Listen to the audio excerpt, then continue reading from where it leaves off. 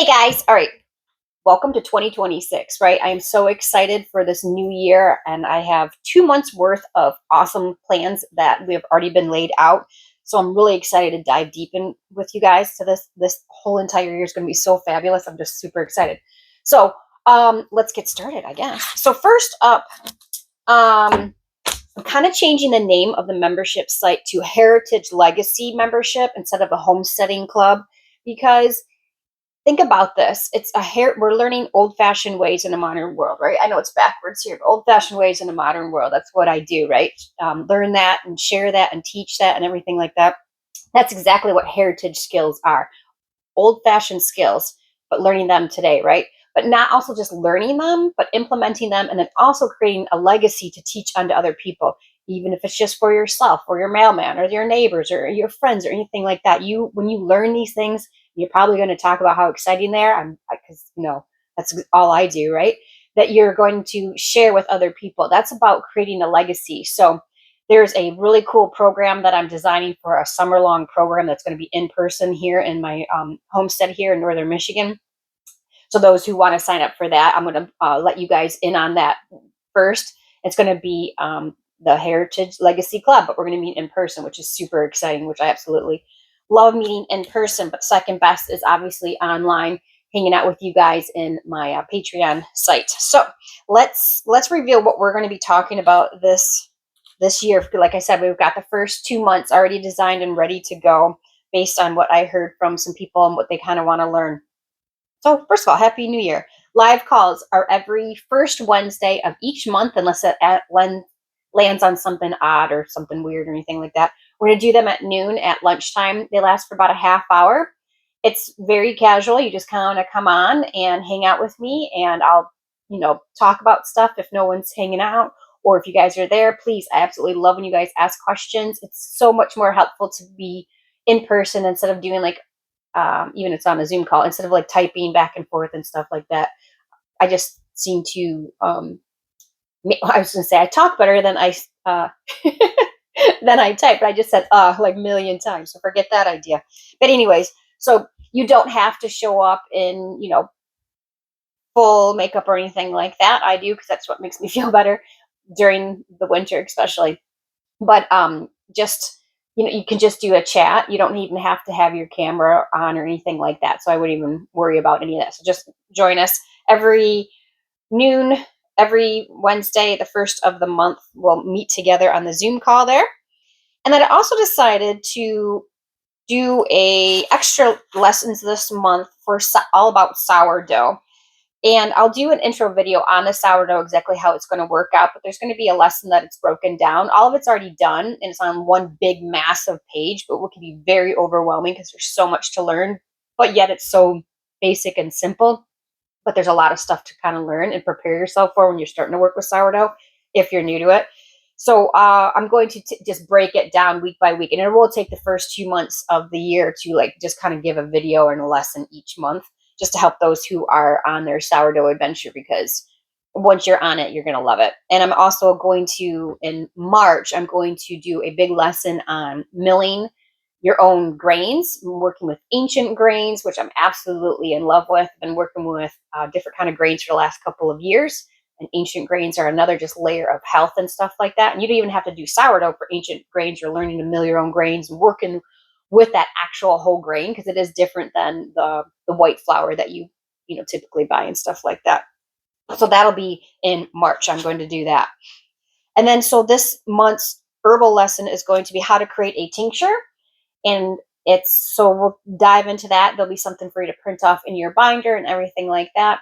And then I'll also talk about two of my favorite herbs, which is calendula and lemon balm. So we'll deep dive into both of those herbs, but also learn how to make a tincture, and then what do you do with the tincture and what's its purpose and stuff like that.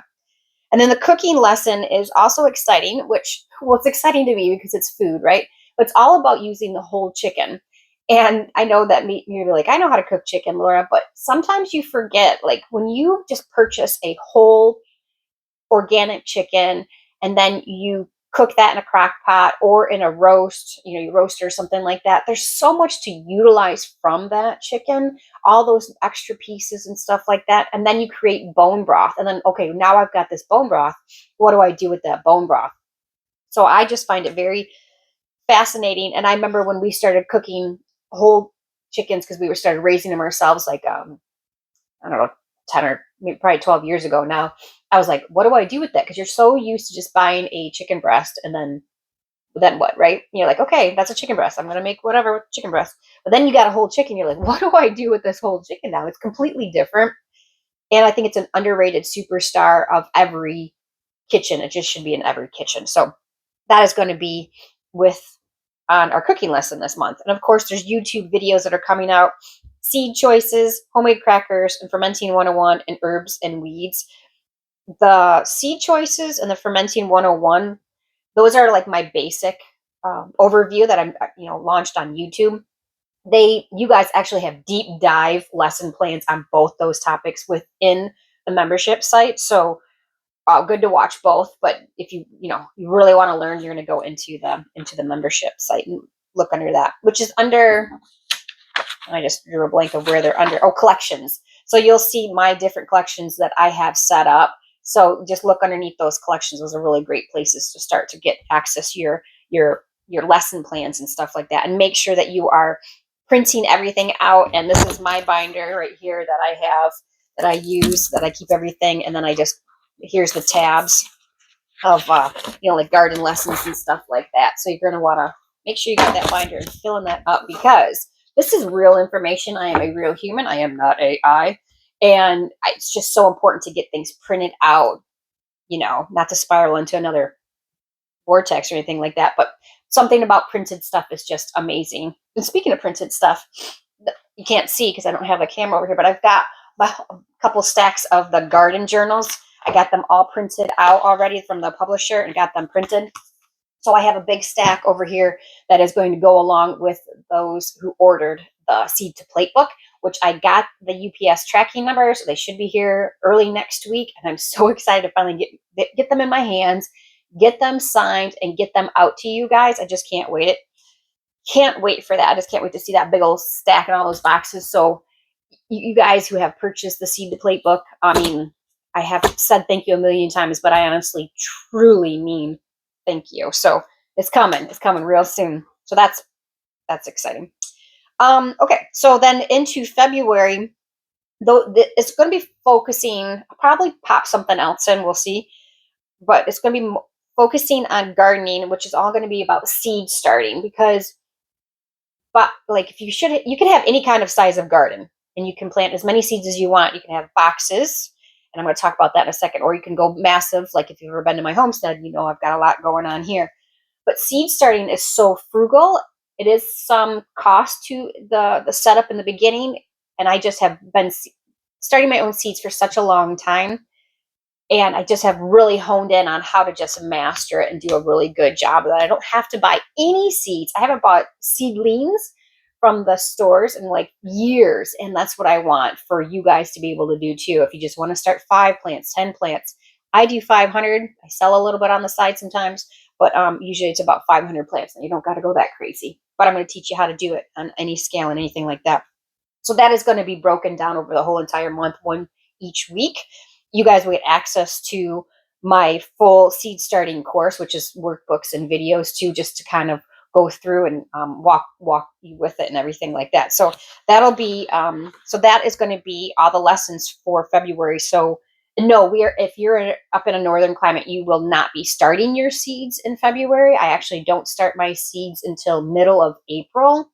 But we need to get the tools and some setup and stuff like that. And you never know if something comes up and you haven't accessed the workbook or anything like that. You need to have some time. So we're going to get really excited and do that in February so that we can be all set and ready to rock and roll. Or if you are in a different area, you can start anytime. So that'll be good.